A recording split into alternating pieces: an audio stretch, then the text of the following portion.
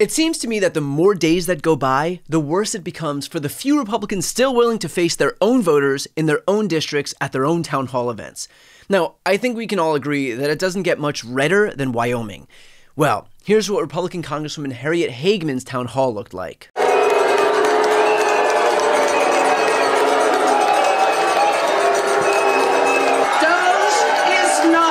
Dismantling Social Security.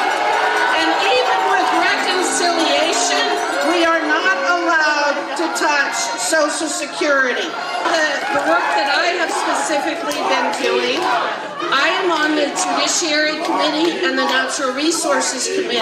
I worked for the U.S. Department of Agriculture, helping Wyoming family farmers deal with drought until I was fired a month ago in the mass firings, and despite only having the highest marks in my performance review. In a state where so many farmers rely on government programs for drought and disaster relief, Trump's plans to cut these programs and the people who administer them, coupled with the tariffs, will decimate Wyoming farms and rural communities. What are you doing about that?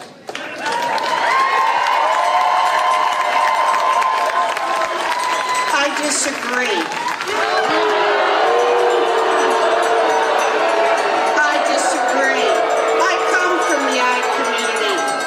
Aware of what kind of programs are out there. It's so bizarre to me how obsessed you are with federal government. But here's the thing.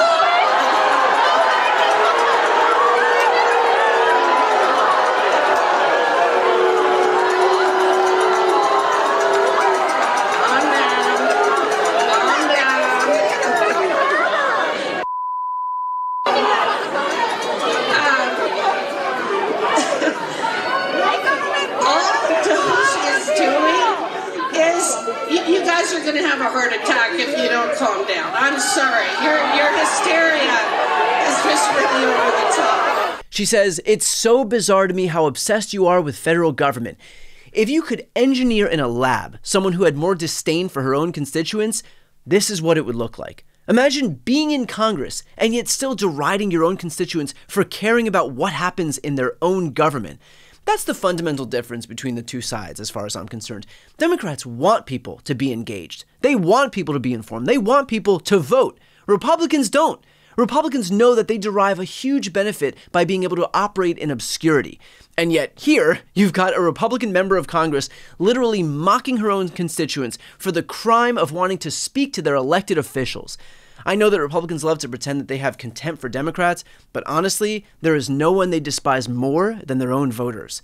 With that said, at least she showed up. According to the Wall Street Journal's Olivia Beavers, NRCC Chair Richard Hudson just very dramatically told members to put down their phones and listen. He said no one should be doing town halls. Likened it to 2017, said the protests at town halls and district offices are going to get even worse. No one should be doing town halls. In other words, Republican members should not have to face their own voters, the people who pay their salaries. Instead, they should just barrel ahead completely unaccountable to anybody other than, of course, the God King, Donald Trump. Because God forbid these Republicans forget who they're really there to serve. But I want you to pay particularly close attention to what Richard Hudson said about 2017. In 2017, after Republicans began their assault on the Affordable Care Act, the ACA, it's true that Republicans across the country were forced to suffer the indignity of having to face their own voters. And of course, it was a disaster because, surprise, surprise, stripping healthcare away from Americans is aggressively unpopular. And importantly, that culminated into Republicans losing the House in 2018 by the biggest margin in modern American history. Republicans can very clearly see what's on the horizon, and they're not happy about it. Now, there's something called the Streisand effect, wherein trying to prevent someone from seeing something only shines a brighter spotlight onto it. So if Republicans are so hell-bent on making sure that no one sees what's happening at their town halls, then I'll use this opportunity to make sure that everyone can see what they're doing at their town halls. When will you stand up to them and say that is enough?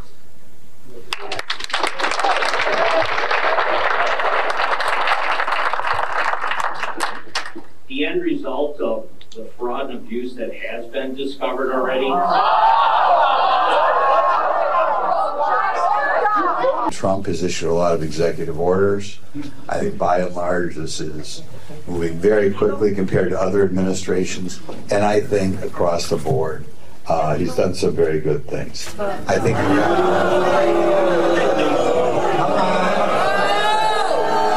Here's Here's a particularly telling one, where Roger Marshall straight up bailed rather than be forced to confront the reality of what his own party is doing to veterans. Right now, as far as cutting out those jobs, a huge percentage of those people, and I know you care about the veterans, are veterans. Yes. Mm-hmm. And that is a damn shame. Yes. Yeah. That is a damn shame. I'm not a Democrat, but I'm worried about the veterans, man. Well, I yielded to one of my elders, and I appreciate his comments. I think it's a great, we don't have time for everyone to stand up. I do got 2 more commitments today. Appreciate everybody making the drive out, and God bless America. Thank you. Oh, wait.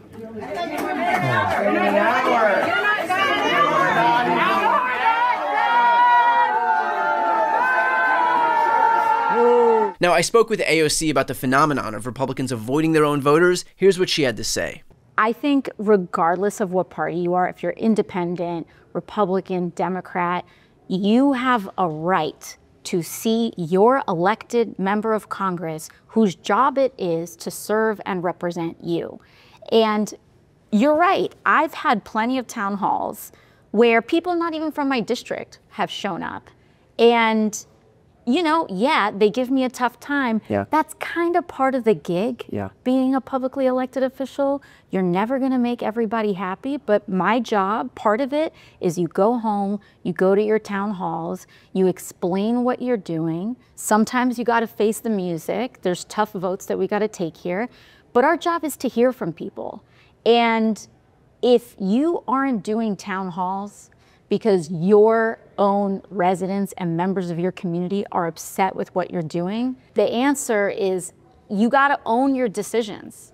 And so what should Democrats do right now? Because there is a vacuum that's being created where even in these Republican districts, and these are not, a lot of the time, these are not even swing districts. These are R+20, R+25 districts. That means 20 or 25 points more Republican than the rest of the nation. And so they're not able to speak to anybody because their representatives aren't showing up. And so is there an opportunity for Democrats to be able to step in here? Yeah, totally. I mean, listen, if your representative is not doing a town hall, give me a ring.